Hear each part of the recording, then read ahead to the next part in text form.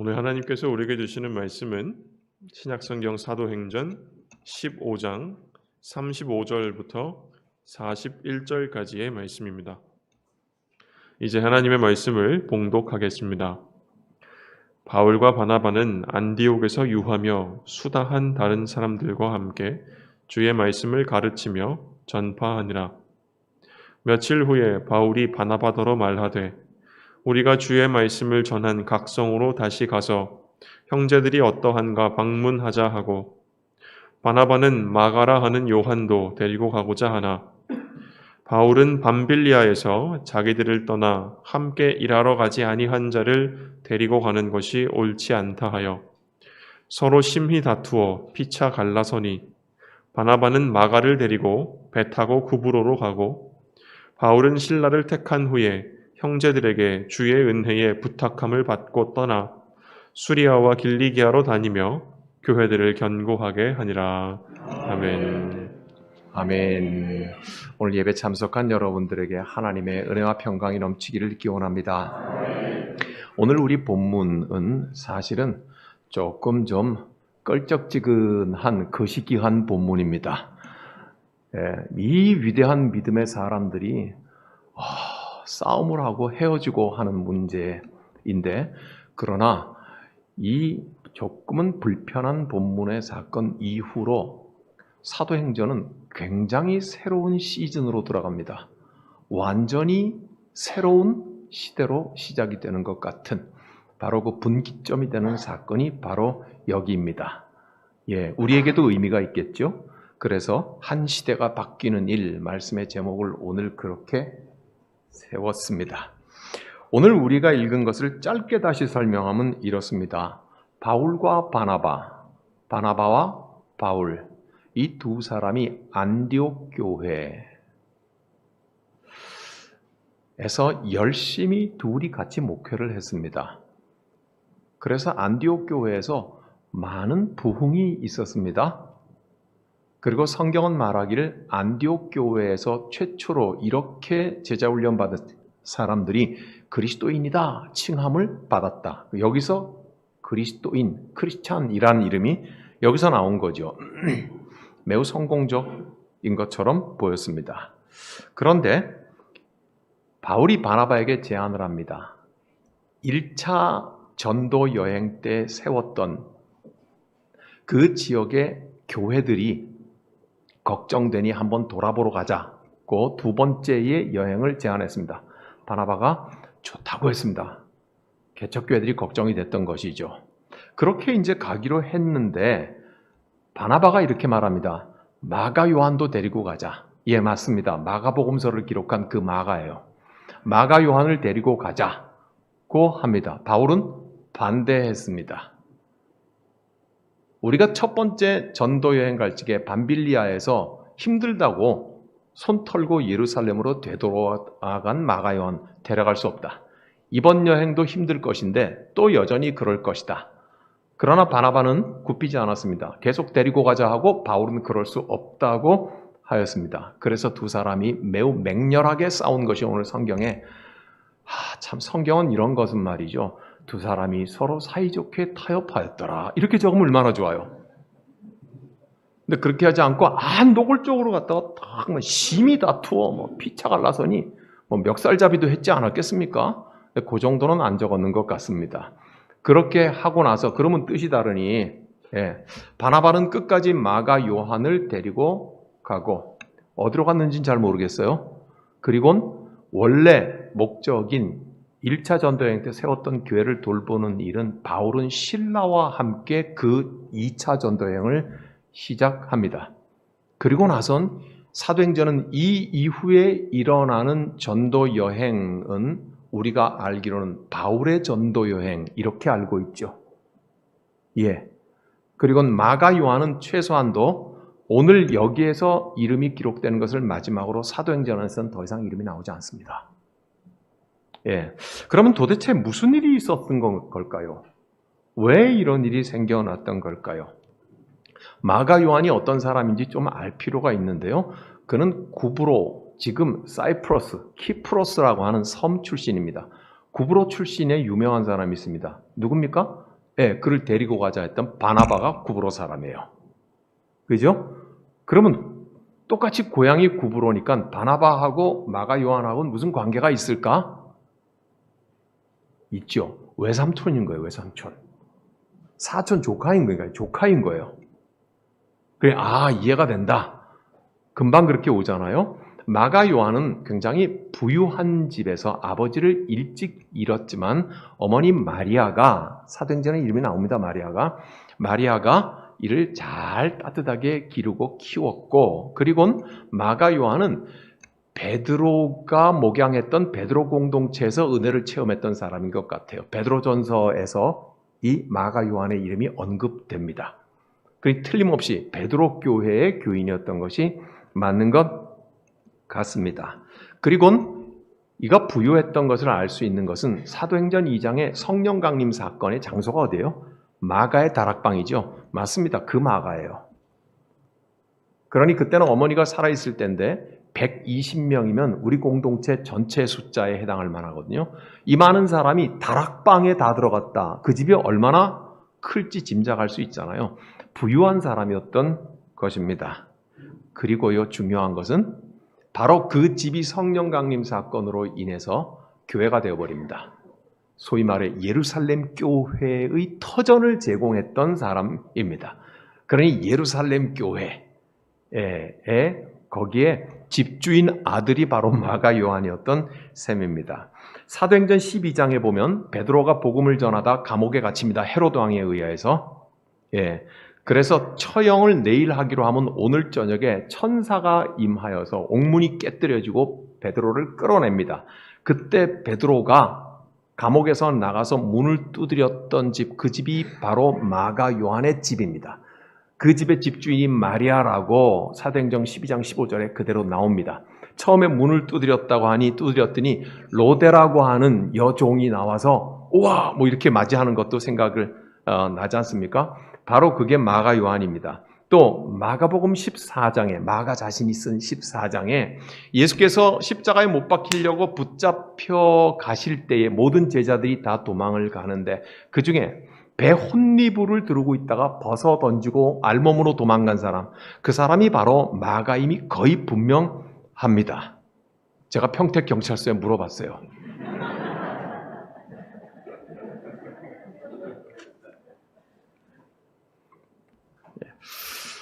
왜냐하면 모든 성사학자들이 그 본문에 대해서 이렇게 말하고 있어요. 마가복음에만 그게 있거든요. 혼입을 벗어버리고 알몸으로 도망간 사람은 왜 뜬금없이 그 기록을 짤막하게 집어넣는지 이유를 알 수 없다는 거야. 그것은 마가 자신의 참회록이라는 거예요. 마가 자신이 내가 그런 놈이었다. 그렇게 해서. 근데 중요한 것은 배 혼니부를 벗어버리고, 배 혼니부라는 게 쉽게 말해 세마포거든요. 그 당시에는 굉장히 비싼 것이었습니다. 그러니까 부잣집 도련님 마가 요한이라는 것을 우리는 알 수 있습니다. 그런 사람인데 사도 바울의 1차 선교여행에 바울과 외삼촌 바나바와 그리고 마가 요한이 함께 동행을 하는데 그림을 한번 보시죠.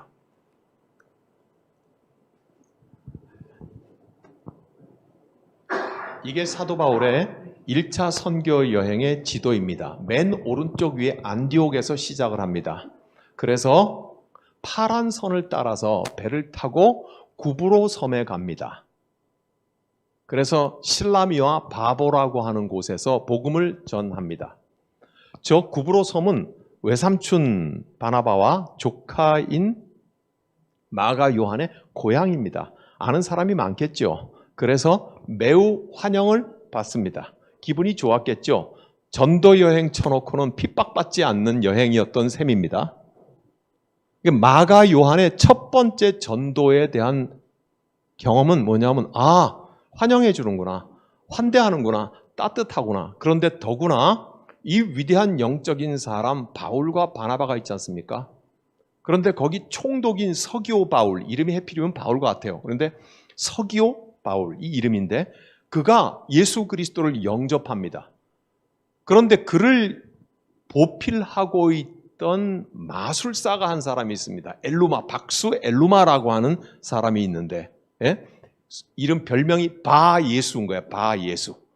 예. 그런데 그가 자꾸 이간질을 하니까는 사도 바울이 권능으로 징계하면서 뭐라고 하냐면 네가 벙어리가 되고 장님이 되고 안 못 보는 자가 될 것이라고 말을 했고 그대로 역사가 일어납니다. 그렇죠? 그러니까 굉장히 좋았습니다. 그래서 저 구브로 섬에서의 전도 여행에 마가 요한은 아주 흐뭇했습니다. 내 고향에 와서 환대받고 놀라운 능력의 역사도 우리 외삼촌하고 바울이 일으키는 것을 바라보면서 저 이름처럼 마가 요한은 바보가 되어버립니다. 아, 전도여행이란 이런 것이구나. 멋진 것이구나. 오늘 저와 여러분들을 말하면 아유 우리 선교여행 가면은 잘 먹고 잘 입고 갔다가 그 지역에 좋은 데 가서 보고 가난한 지역이니까 이렇게 갔다가 한 것 이게 모든 선교여행이구나 이렇게 착각을 했던 것 같습니다. 거기에서만 머물러 있지 아니합니다. 그래서 그 다음으로는 배를 타고 저 아탈리아 그 다음에 더 위에 올라가가지고 또 안디옥이 있습니다. 꼭대기에. 저 안디옥은 비시디아 안디옥입니다. 예, 지역이. 그 다음엔 또 밑으로 내려와서 루스드라와 더베라는 지역으로 가죠.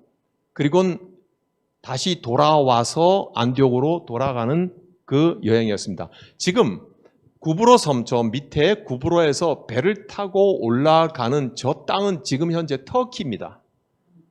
터키 중부, 중북부 쪽으로 올라갑니다. 제일 꼭대기 천장에 뭐라고 써 있습니까? 갈라디아라고 써 있잖아요. 갈라디아 지방입니다. 그렇죠? 근데 저 갈라디아 저쪽이 대체적으로 산지 지역입니다. 그러니까 험한 거예요, 지역이. 저기를 가려고 하니까 내려보더니 이렇게 생각이 됩니다.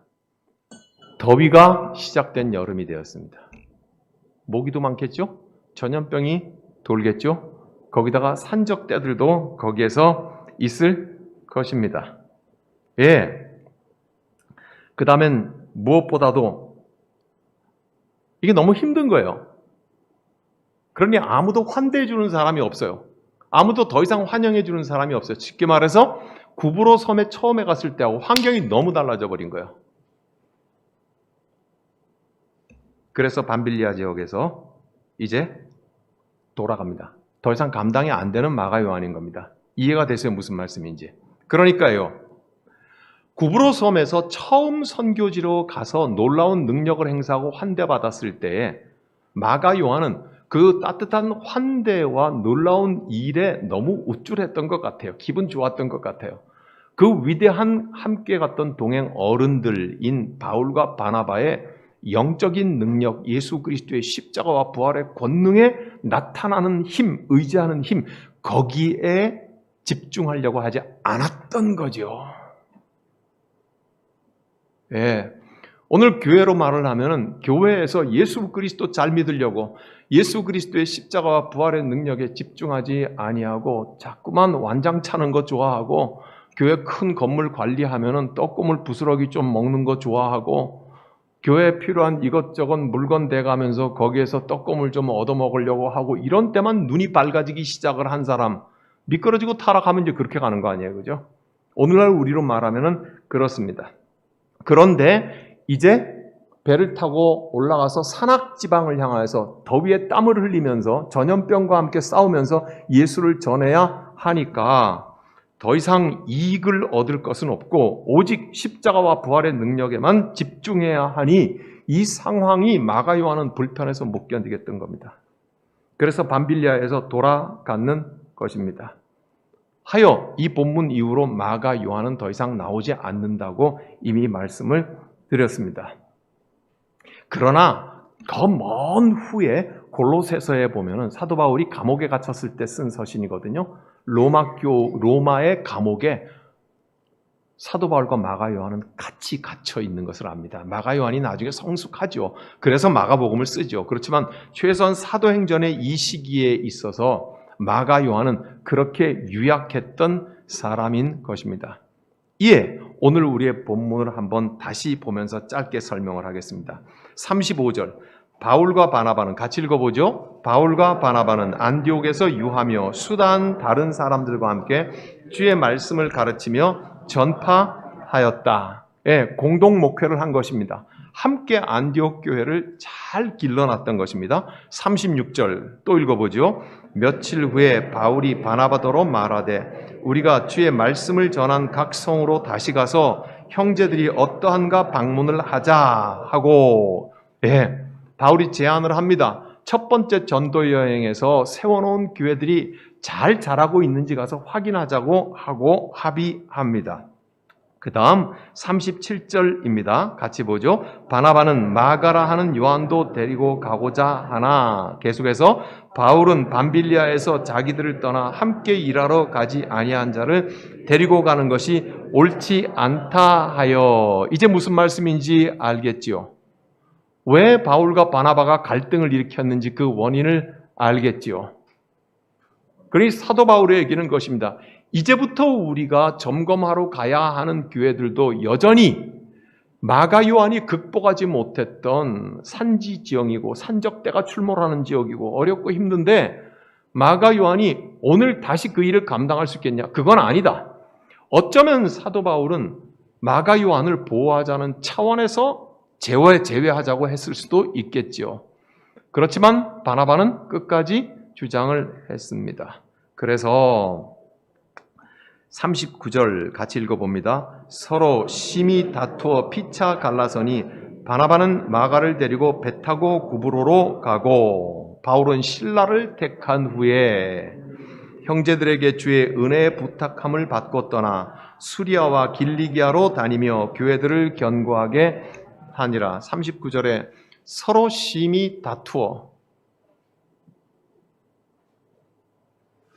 안 다투고 싶습니다. 안 싸우고 싶고 안 미워하고 싶고 다투는데 어찌 미움과 분노가 없겠습니까? 부디 그렇게 안 하고 싶습니다. 그렇죠? 그런데 이 위대한 믿음의 사람들의 현실은 심히 다투었습니다. 아마 둘이서 멱살잡이를 했을지도 모르겠습니다. 서로 대화하면서 앞에 있는 밥상을 내리치면서 말을 했을지도 모르겠습니다. 아마 한 번만 대화하지 않았을 것 같습니다. 몇 차례 이 대화를 했을 것 같습니다. 준비를 해야 했으니까요. 그때마다 아마 고성이 오갔을 수 있을 것 같습니다. 바울은 바울대로 우리가 집중해야 될 것은 예수 그리스도의 십자가와 부활의 능력에 집중해야 되지, 험산줄령이라고 포기하고 여름에 모기때가 있다고 포기하고 전염병이 있다고 포기하고 산적대가 들끓는다고 포기하는 것은 그것은 선교하는 사람의 자세가 아니다. 뭐 이랬을 거예요. 그죠? 바나바는 또한 동시에 그랬습니까? 그렇다고 해서 우리가 사람을 키워야 되지 뭐 이래가면서 제가 왜 이렇게 흥분하는지 모르겠습니다. 제가 오늘날 우리가 신앙생활하는 교회 현실 속에서 그대로 우리가 입에 쉽게 말하는 그대로 말을 해볼까요? 안 싸워야지. 어떻게 그리스도인이 싸워? 어떻게 장로들이 싸우나? 에? 어떻게 목사와 장로가 싸워? 아닙니까? 그러나 오늘 이 위대한 믿음의 사람들의 현실이 아파트 사자고 땅 사자고 어디 부동산 투기하자고 싸운 거 아니잖아요. 지금 선교 여행하자고 싸운 것 아닙니까? 사도행전 6장에서 예루살렘 초대교회도 과부들을 구제해주는 일 때문에 다툼이 일어나는 거 아닙니까? 예. 이게 사람의 현실입니다. 바울과 바나바의 현실이기도 합니다. 그런데 더 최악은 어디 있냐면 그 다음 말에 있습니다. 피차 갈라서니. 싸우는 건 좋다. 다투는 것도 좋고 의견이 다를 수 있다. 그렇지만 주님의 몸을 어떻게 쪼개나? 아닙니까? 오늘 우리의 언어로 말을 하면 그럽니다. 어떻게 교회 지도자인데 안디옥 교회를 두 사람이 지도했다고 35절에 우리가 봤잖아요. 제가 괜히 35절을 본문을 끊었을까요? 안디옥 교회의 사람들이 그리스도인이라고 이름을 부를 수 있도록 했던 사람들입니다. 교회 명백한 투탑의 지도자들입니다. 그렇죠? 그런데 이 두 사람은 싸우고 끝났어야 되는 거예요. 아닙니까? 서로 의견이 다른 걸로, 그래 다른 거는 확인했으니까 다른 걸로 그냥 이렇게 끝났어야 돼. 그런데 그 둘은 명백히 피차 갈라섰다고 성경이 참 잔인하게 말합니다. 우리는 두 가지의 성경이 말하고 있는 표현 때문에 성경이 이 두꺼운 책이 말하고 있는 모든 것을 다 씹어 먹어버리는 표현이 있는데, 첫 번째가 뭐냐면 원수도 사랑하라고 주님 그러셨다는 겁니다. 그것을 해석하는 우리의 표현이 뭐냐면 모든 사람을 다 품어야지. 아닙니까? 그죠? 이것이 전가의 보도에서 유일한 진리인 것처럼 말을 합니다. 예, 나 자신을 정당화시킬 때도 그렇게 말을 하고 상대편을 공격할 때에도 이것을 써먹습니다. 실컷 욕하면서 나는 사실은 미워하는 건 아니야. 사랑하기 때문에 욕한다니 세상에. 예? 이렇게 갖다 합니다. 원수를 사랑해야 되는데, 교회가 원수를 사랑해야 되는데, 아니 장로들이 원수를 사랑하고 더더구나 목회자가 원수를 사랑해야 되는데, 맞는 말입니다. 그렇죠? 그러나 성경에서는 처음부터 끝까지 인간을 죄악 가운데로 몰아넣은 악과 죄와의 싸움과 전투가 여기에 기록되어 있습니다. 끊임없이 성경은 우리에게 분별하라고 말을 하고 있고 포도원을 허무는 여우를 잡아내라고 말을 하고 있지 않습니까? 그렇죠? 성경의 모든 말들을 다 한두 마디의 말로 씹어먹어버리는 것이 오늘 우리의 부분적인 무지몽매함일 수 있다. 원수를 사랑하라는 말씀 자체가 어디 주님이 하신 말씀은 아니랍니까? 어디 옳은 말씀 아니랍니까? 맞지요? 70번씩 7번이라도 용서하라고 하신 것이 주님의 말씀이 맞지요? 바울과 바나바는 왜 싸웁니까? 싸우는 데서 끝났어야죠. 근데 바울과 바나바는 왜 피차 갈라섭니까? 지금 이 안디옥 교회의 사도행전 15장의 현실에는 말이죠, 원수를 사랑하라는 말이 설 자리가 없고 서로 사랑하라는 말도 설 자리가 없습니다. 왜 그런 일이 있습니까? 여러분 전부 마태복음 10장을 한번 찾겠습니다.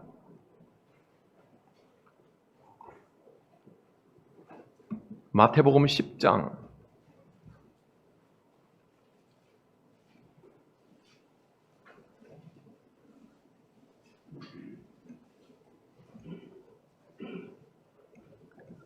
예수님께서 누구를 두려워해야 할 것인가 하는 데 대해서 마태복음 10장 34절 말씀부터 같이 읽어보겠습니다. 시작. 내가 세상에 화평을 주러 온 줄로 아직 덜 찾으셨습니까?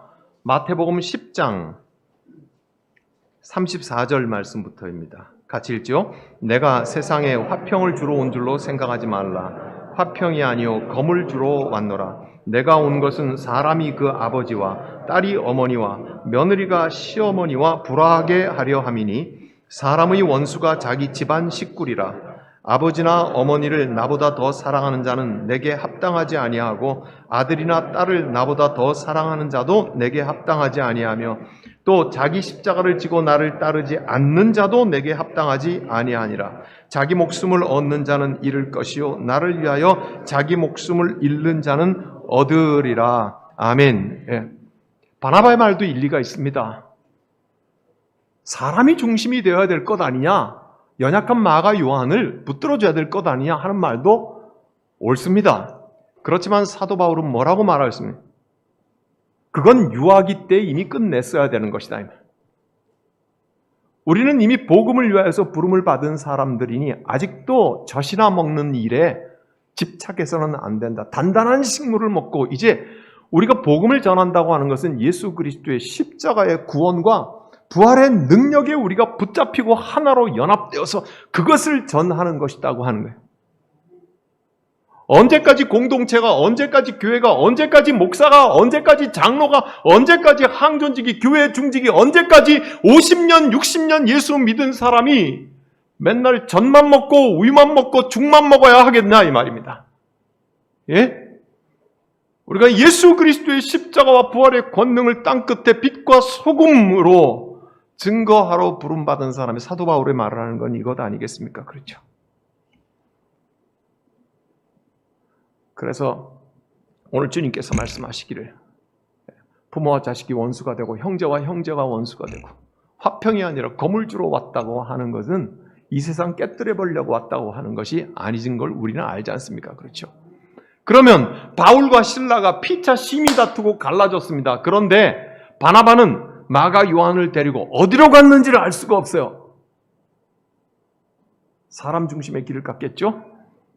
바울은 실라를 선택하고 원래의 목적대로 1차 선교지에서 세웠던 교회를 돌보는 쪽을 향해서 가면서 이때부터 사도의 행전은 바울의 전도 행전이 되지요. 이게 무슨 말이냐면요. 마가 요한은 그 어머니와 함께 예루살렘 교회, 이거 교회 오리지널 아닙니까? 예루살렘 교회를 시작이 되도록 제공을 했던 사람입니다. 오래 묵은 터전이 되어버린 사람입니다.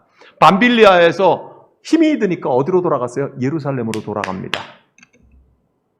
그러나 복음은 성령께서 이끌어 가시는 그 능력은 이제 바울과 실라를 통하여서 소아시아 마게도냐 지방뿐만이 아니라 로마를 향하여서 가지 않습니까? 그리고 사도 바울은 로마 교회에게 편지를 보내지 않습니까? 너희들은 나를 서바나에까지 보내달라고. 서바나는 지금의 스페인입니다. 나를 스페인까지, 땅끝까지 보내달라고 말을 하면서 복음은 예루살렘에서 시작이 되고 묶여 있었지만 그러나 이 묶인 데서 탈출을 하면서 온 세상, 온 누리를 향해서 달려갑니다. 그런 의미에서 오늘 우리가 읽은 이 본문은 새로운 한 시대가 바뀌는 사건입니다. 이제 우리를 한번 봅시다. 오늘 우리의 본문 이 성경 속에서 우리가 보이지 않습니까? 우리는 오늘 왜 여기에 광야에 불려 나와 있습니까? 우리는 오늘 왜 우리의 안디옥 교회와 같은 곳에 있습니까? 우리의 방향은 어디입니까? 아니 그 전에 우리는 누구입니까? 우리는 어느 쪽에 결단할 것입니까? 우리 주 예수 그리스도의 피 묻은 십자가와 주의 부활의 권능과 능력 가운데 사로잡히기를 원하는 사람들 아닙니까? 그래서 이 광야에서 우리는 하나님께서 내려주시는 만나를 먹고 메추라기를 먹으며 주님의 불기둥과 구름기둥을 따라가는 사람들 아닙니까? 신약으로 말하면 주 예수 그리스도의 피 묻은 십자가와 주의 부활의 권능 가운데 우리는 붙잡혀 살기를 원하는 것 아닙니까? 예수 잘 믿기 원하는 사람들 아닙니까? 세상이 우리를 환대하지 않더라도 세상이 우리를 알아주지 않더라도 아무 관계없이 주께서 우리에게 주시는 그 자유함에 한없는 영광 가운데로 가기 원하는 사람들 아니던가요? 사랑하는 여러분, 성경 속에서 우리가 보입니다. 오래 묵은 일들과 작별할 시간입니다. 그리고 성령께서 우리를 이끌어서 결코 익숙하지 않은 삶 가운데로 이끌어 가실 것입니다. 부르신 분이 책임지십니다. 우리가 잘 알고 있는 성경을 이해하는 원칙 뭐예요? 결자해지의 원칙 아닙니까? 묶은 사람이 푸는 거예요. 부르신 분이 인도하시는 거죠. 명령하시는 분이 힘을 주시는 것이죠. 우리 모두 다 함께 주 예수 그리스도의 십자가의 권능 속에 사로잡혀가는 아름다운 하나님의 사람들이 되어서 한 시대를 바꾸기를 원하시는 주님의 품 안에 거하는 모두가 되기를 축복합니다. 기도하겠습니다. 하나님, 은총을 감사합니다. 새로운 시대가 시작되었습니다. 새로운 발걸음을 갑니다. 주님 안에 있는 이 한없는 자유를 우리는 만끽하게 하옵소서. 주님 말씀하시면 우리가 갈 것이며 주님 멈추라 하시면 멈출 것입니다. 하나님, 우리의 오래 묵은 것들과 작별하게 하여 주시옵시고 새로운 복음의 시대를 함께 열어가게 하옵소서. 주님 예수 그리스도의 이름으로 기도하옵나이다. 아멘.